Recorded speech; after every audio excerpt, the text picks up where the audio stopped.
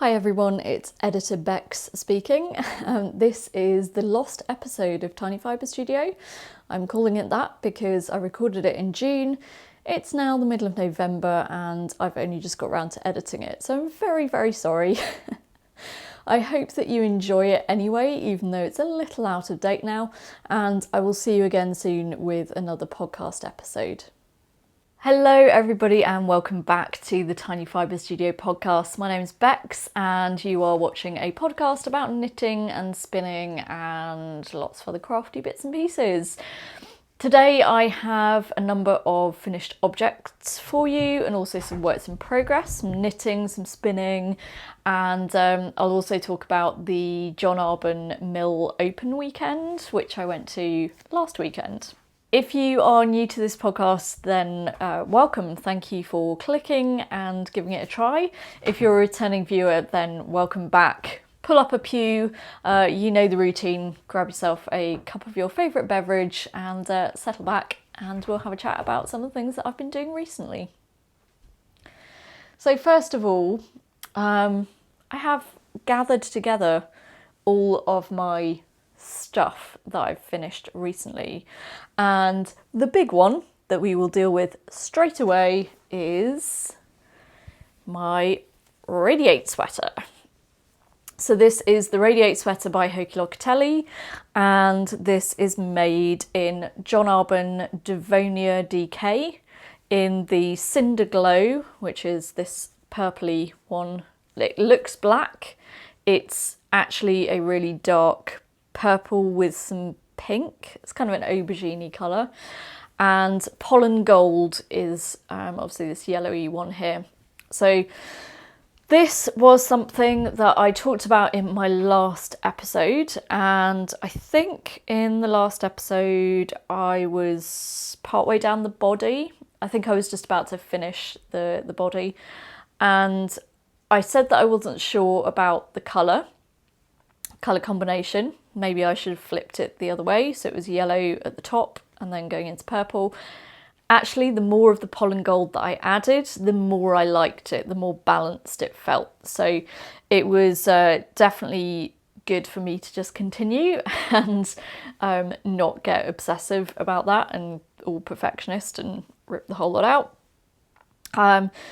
I really enjoyed doing this pattern. This yoke section was really good fun and also came in nice sections. I think I talked about this last time, that each section is that little bit different, and so you can kind of break it up into, you know, one section per night, or, you know, when you get to towards the end of the evening and you think, oh, you know, when shall I stop? It kind of makes you want to get onto at least the next section before you stop. So that bit went really quickly, and actually knitting the rest of it actually came up quite quickly. I think it took about 3 weeks. And keep in mind that I work full time and I don't necessarily knit every single evening. That was pretty good. So yeah, very much enjoyed this. The yarn I really love. This was the first time that I'd used Devonia, but I'd heard really good things about it from other people, and I concur with those really lovely things. It is definitely a nice, slightly crisper, definitely really well wearing yarn. I've worn this quite a lot since I finished it and I can't see any sign of wear at all. So that's a really good sign. We like that. We like it so much that we may have possibly bought some more, maybe. I actually had an entire skein of the pollen gold left over at the end of the project, and a little bit of the Cinder Glow as well. So I'll talk a little bit more about my plans for that spare skein at the end of the podcast. This one was knitted on 4mm needles, which I think is as per the pattern. So yeah, very happy with it, and I will put it on so that you can see what it looks like. So yeah, there you go. I really like this one and I've been wearing it a lot. It fits really nicely, and yeah, It's definitely going to be a wardrobe staple for me, and I would absolutely do another one if it came to it. However, it is too hot to be wearing this right now, so I'm going to take it off again, otherwise I'm going to boil and look very red in this podcast. So that was finished project number 1. Finished project number 2 was some socks. These socks, in fact. So these are Lumineux by Ysolda. Shock horror, Becks did an Ysolda pattern. The reason that I made these was because I wanted to have a go at something with an afterthought heel. I have not knitted an enormous number of socks in my life because most of the time, like every day, I wear toe shoes. They're called Fibre and Five Fingers, and if you look at Katie's representation of me in the John Arbon annual, you will see that I'm wearing these funny little toe shoes. That's what I wear every single day, and so socks don't fit in toe shoes. One day I will get round to knitting some socks with toes. The reason that I don't do a lot of that is because all of my toe shoes are sized without me wearing socks. So there's probably only one pair that I can think of that would actually fit knitted socks in them. Anyway, getting off the point. The point is, I've never done an afterthought heel. Most of the time, if I'm knitting socks, I knit them 2 at a time, magic loop, because I've always felt like that allows me to get past the second sock syndrome, because once you finish one of them, you've actually finished both of them. But I feel like, first of all, 2 at a time magic loop means that you're manoeuvring the yarn and the cable quite a lot, and so that has to slow you down. There's no way that you could be as fast doing that as you could just doing magic loop on one. But also that there's a break in the project. Once you get to the heel, you have to start concentrating, and I always, I don't know about anybody else, but I always want to make sure that I can get the heel done in one sitting, because if I have to take a break, I'm going to lose track of where I am. It's probably just me, but that's the way I like to divide up my pattern. So I thought that if I did an afterthought heel, it would stay as a portable, sociable knitting project for a bit longer. And I wouldn't have that moment where I go, oh no, I can't take the socks because I'm in the middle of the heel. So that's the reason why I chose to do this project. The yarn is Araucania Ranco for the main colour, and then the heels and toes are Malabrigo Sock. Malabrigo Sock, I always feel, is not actually the best sock yarn in the world. It's quite soft, whereas the Ranco is quite hard wearing. To be perfectly honest, I hadn't really considered what I was going to do for the heel and toe until I came to the heel, and then went, oh, what have I got that would actually even vaguely look half decent with this? The bottom line is, I don't really care how they look. They're a functional item because I will only be wearing them around the house anyway, so it doesn't really matter. What did I think of the afterthought heel? I do think that my hypothesis was correct. I did feel like I could continue taking it as a portable project for a lot longer, and you know, I only had that break when I'd finished the sock and I needed to do the heel. The pattern itself, the pattern on the leg, I found quite difficult to get into the rhythm of it up until the last 2 hours maybe that I was working on them. And there was a point where I realised that I had completely messed up a repeat, and yes, I did frog it back and redo it. So it's kind of chevrons in knit and purl stitches, and then it goes to a sort of pointy arrow at the bottom with backgrounds of purl stitches. I like the pattern. From what I've figured so far, I think the heel works quite well for me. This particular heel kind of tapers to a bit more of a point than I think I would like. It's almost like I would just eliminate the extra little set of decreases, maybe. I don't know. It's just a bit more pointy than I would like. I did the asymmetric toe option, which I really like actually. That seems to work quite well for me. So I would definitely do that again on another pair. Like I said, these aren't blocked. Most of the time I just end up wearing my socks once I finish knitting them, and eventually they kind of block themselves. So I started knitting these on my little small circular Addi needles. Switched to Magic Loop after a while because I don't know, I just felt like the manipulating of the sock on the cable was just annoying me. I don't know why I couldn't get used to it.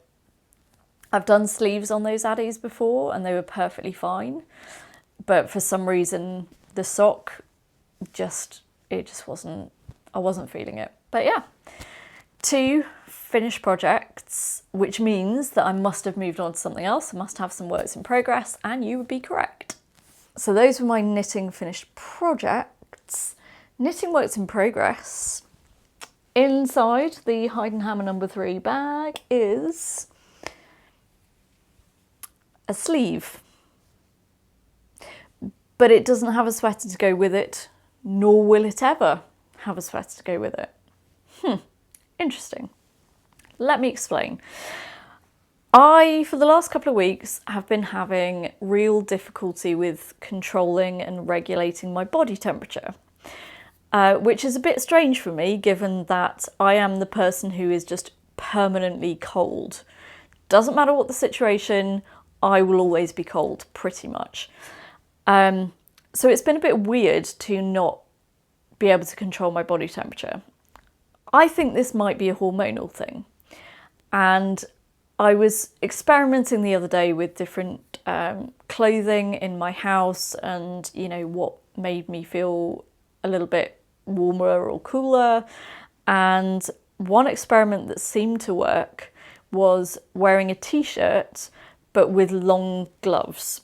So I have these gloves that I made at the beginning of the Tiny Fibre Studio podcast that come up to about here.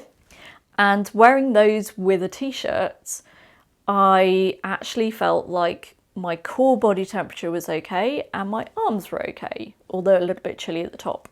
So I thought, well, let me see what happens if I knit myself a sleeve that I can wear with a t-shirt.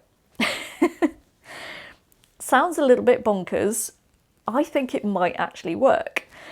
I just grabbed 2 skeins of yarn that have been sitting around for a while. They're leftovers, and these are also John Arbon. There's a bit of a John Arbon theme this week. They are John Arbon knit by numbers in a green and a pink. I do not know what the colour numbers are. Apologies for that. They were left over from another project, and so I just decided to stripe them with helical knitting. So it's 1 row green, 1 row pink, and I'm using the Putia pattern as a reference because I made that one out of knit by numbers and the sleeves fit pretty closely, and so I decided to just take the numbers from that and use them to do the sleeves. I may have to add a little bit of elastic or something at the top just to make them kind of fit a little bit closer. But apart from that, I think they're pretty good. So that one is finished, apart from ends needing to be sewn in. The other one, somewhere in here, there we go. The other one is at this stage, so not very far down, but I have got some train and coach time this week, so I needed something kind of monotonous to do in those circumstances. So that's my sleeve project. My spinning finished objects technically two because it's two skeins, but one project, is my Hilltop Cloud rainbow skeins that I was showing last time. The last time you saw them, they were on Bobbins Up storage bobbins because I had forgotten which order I'd joined the colours in, and the only way I could figure it out was to rewind them onto Bobbins Up and then apply them from there. So that is what happened. I don't know whether the rewinding and resting made any difference at all, but they have come out really quite even, which, considering that I was spinning the singles for 6 months, isn't bad. I'm quite happy to pat myself on the back for that one. Yeah, they're really nice, and I think they will make some very, very fun socks. I feel like they are heavy sock weights, but that's okay because I pretty much wear socks just indoors, so they can be nice, warm, squishy socks. So yeah, really, really happy with those. Now my spinning work in progress is my smell, or spin and make along. And this is this top. This is one section of it. I'm gonna have to take a picture because Dexter, don't move, Dexter. Where's my phone? Oh, my phone's on the floor.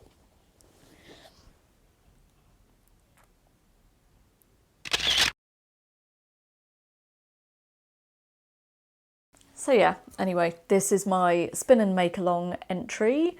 I've really only spun on this for maybe 3 or 4 hours at my knitting group 2 weeks ago, or a week ago. 2 weeks ago. 2 weeks ago. This is some Polworth fibre that I dyed myself.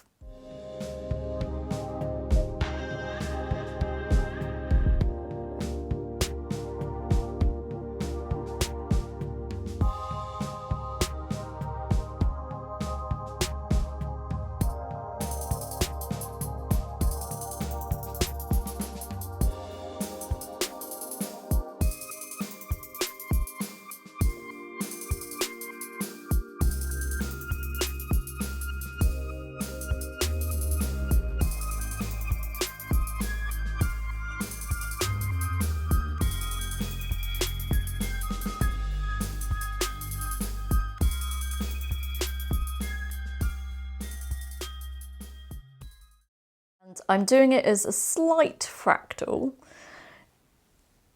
I split the top in half and then split one of those halves into 3s. So it's a bit of a fractal, but not over the top.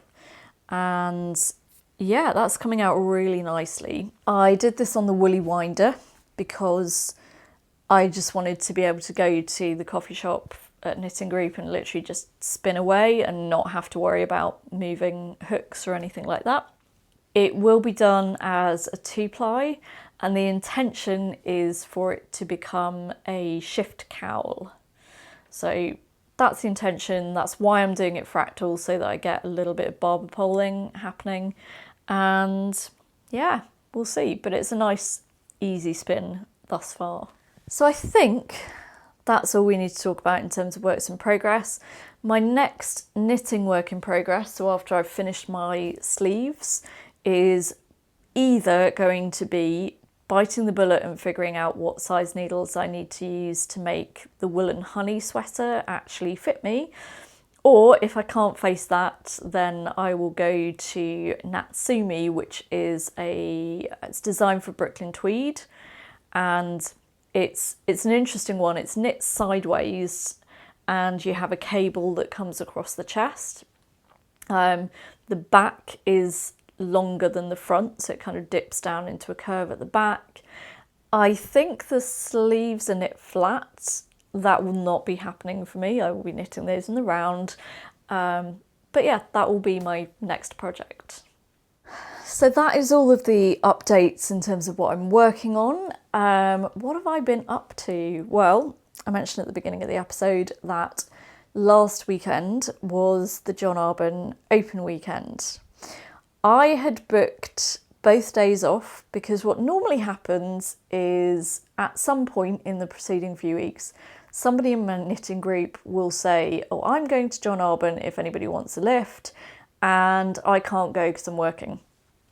So I booked the time off specifically, and then lo and behold, nobody in my knitting group was going, apart from somebody who lives in a place that's quite difficult for me to get to in the morning.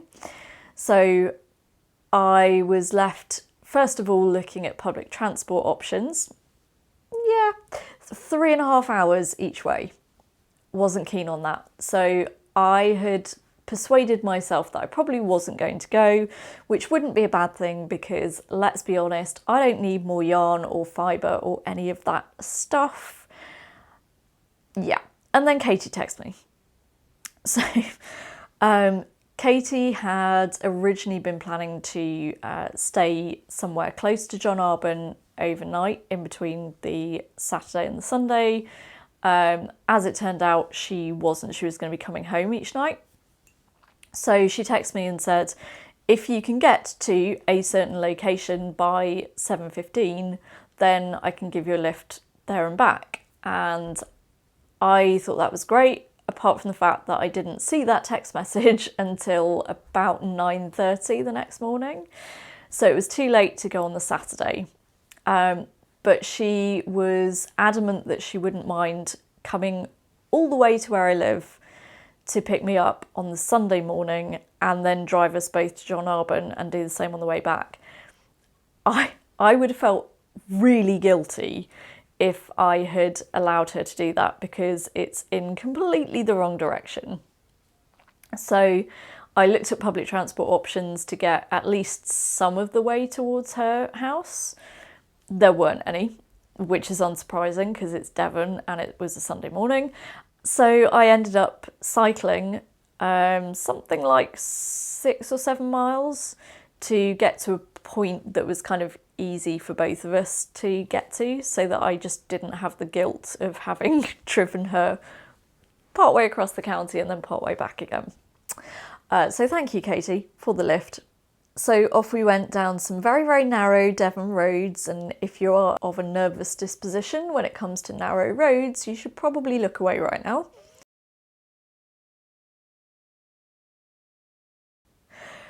Okay, you can look back again. So we arrived, I had the task of making tea while everybody was setting up their stands, and I had a little bit of a chat with John while I was there. He was talking me through some of the changes that have happened in the mill since I was last there in December. They are now dispatching their orders directly from the mill. So actually where they'd had to plug the kettle in to avoid it tripping the switch in the staff room, I could see that they got this fantastic organisation going on with lots of very organised bins of all the different yarns. So they're dispatching their orders from there now. And he also has sneaky little plans to put another bit of machinery up in one of those mezzanines as well. They also had a fantastic projection screen. There is a lovely film of John Arbon's mill, which I will find and put a link to in the description. And he had that projected up on the screen, which was lovely. He was very enthusiastic about his new screen and his plans for it. So I had a really lovely day just perusing yarn, considering different project ideas, catching up with people that I already know, meeting some new people. Hello to Leah, who was a podcast viewer that I met up with. Hi. We were discussing various different project ideas. Also Faye from Knit It, Hook It, Craft It, who had some beautiful mustard coloured pottery and ceramics on her stand. I'm trying to think of things that I could commission her to make because her mustard, teal, and I think she also has some charcoal stuff. That would look amazing as a set. Yeah, I have some have some plans of things that I might want to commission her to make, because, you know, mustard, a thing.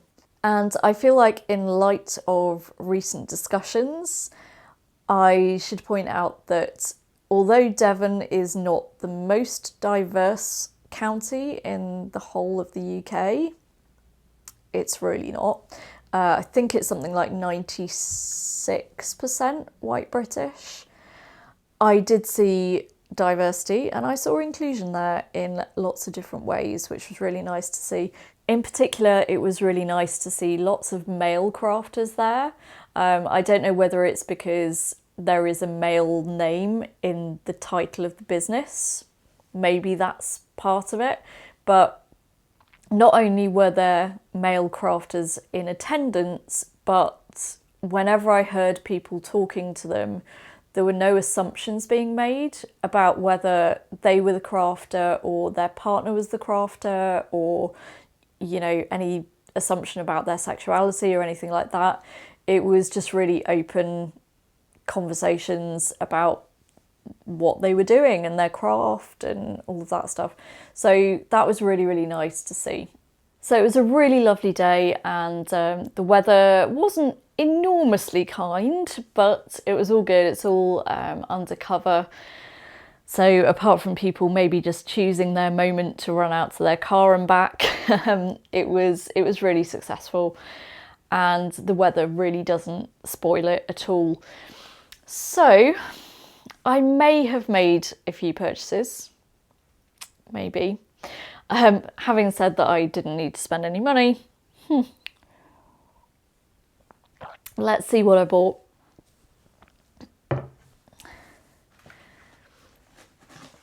First things first, obviously, some goodies from Katie.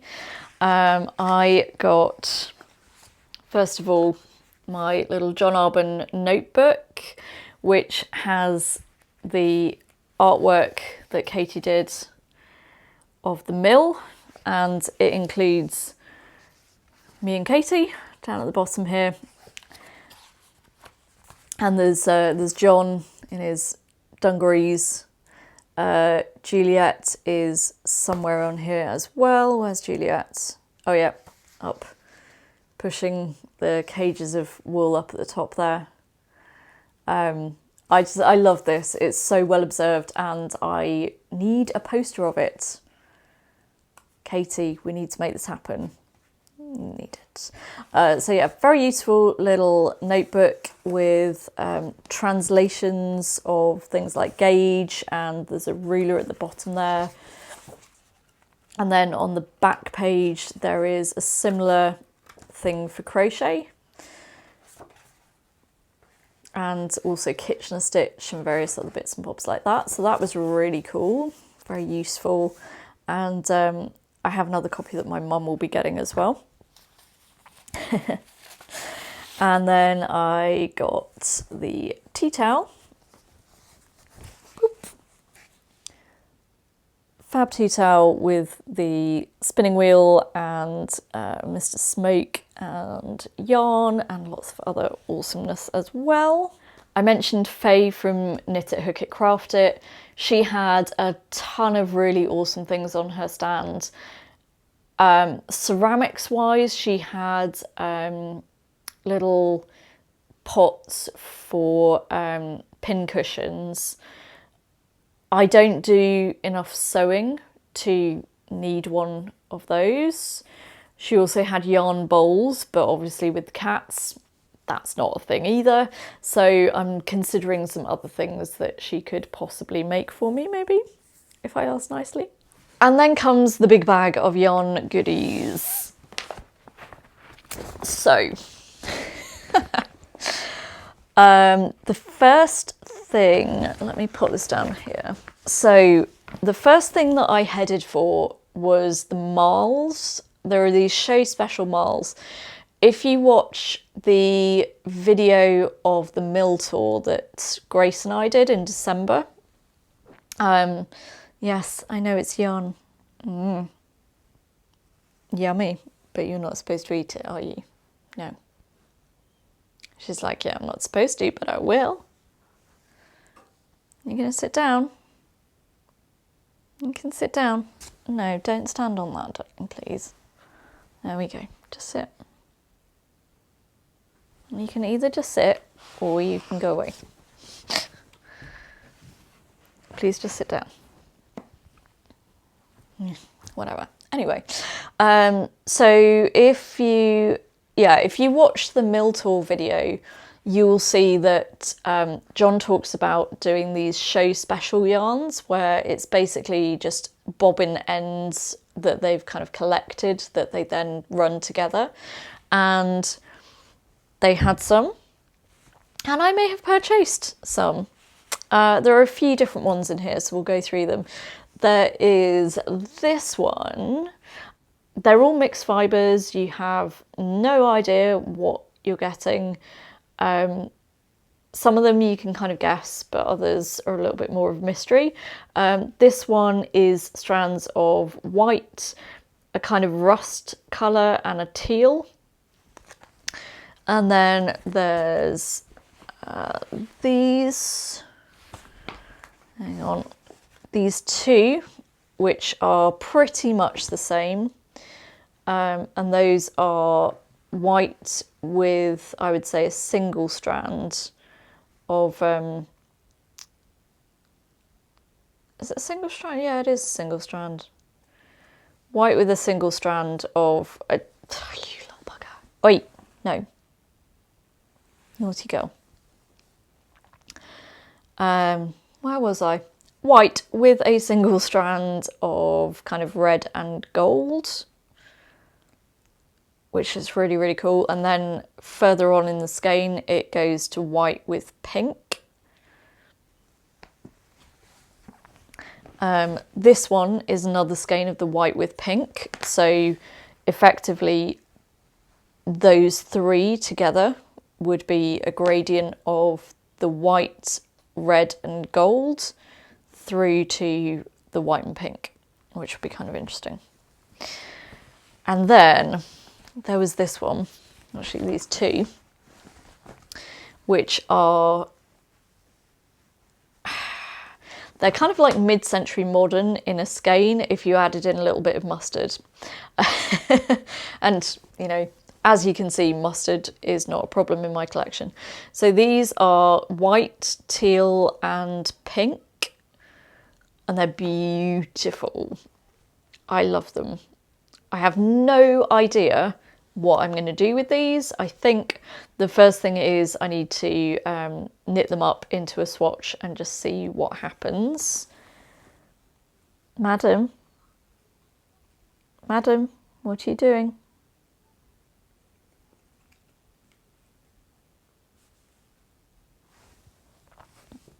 Little monster. Little monster, aren't you?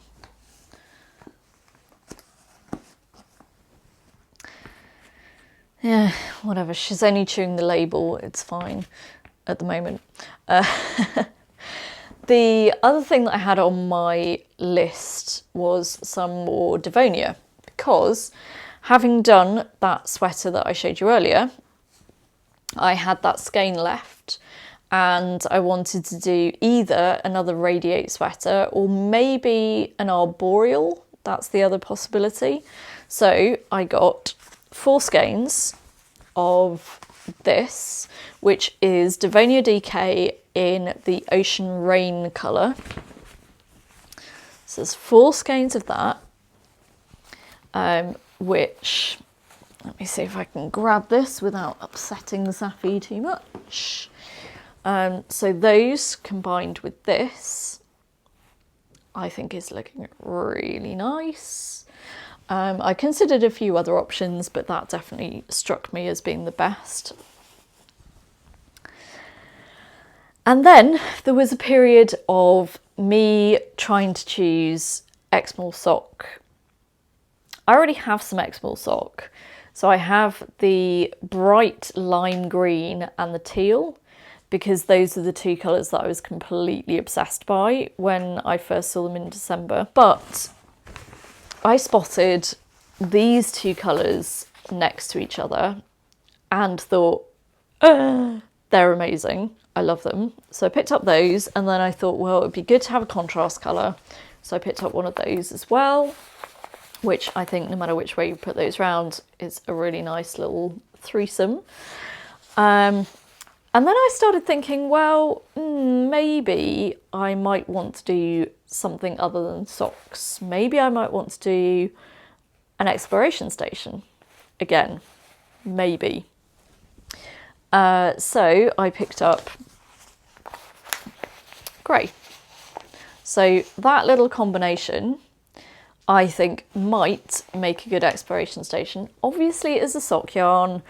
However, there is a friend of mine who has a cowl that she has done from Exmoor Sock, and I'm not opposed to the idea of potentially putting these into something other than socks. But if they end up being socks, that's good. If they end up being something else, that's good too. I'm fine with any of those. Stop it. Stop it, little madam. Safi, stop. Yeah, I know. Love you, but you need to stop. Stop wrecking Auntie Katie's work. That's naughty. Anyway. Because I was considering doing something other than socks, I bought 2 of each of these. So yeah, my day of not really spending any money kind of fell by the wayside. But they are beautiful, and I love the John Arbor Mill. I love all the team there. I had a really lovely day being a sort of honorary member of the team. Even the frantic packing up and trying to match all of the socks with their friends at the end of the day, even that was fun. So thank you, John Arbor, for a lovely, lovely day. I would highly recommend going to the mill on an open weekend if you can. Alternatively, if you are a mill member and you can get your mill membership online, it gives you discount, lifetime discount. You can arrange a trip to the mill for you and some friends. So that is definitely worth looking into if you can't make it for an open weekend. So there we go. That's it. That is a little roundup of what I've been doing over the last couple of weeks. So I hope you found this useful, interesting in some way, maybe. If you did, then please give me a thumbs up and let me know that you enjoyed the episode. And I will see you again next time. In the meantime, you can find me on Instagram as Tiny Fibre Studio, and on Ravelry I'm Becks. Thank you so much for watching, and I will see you again soon.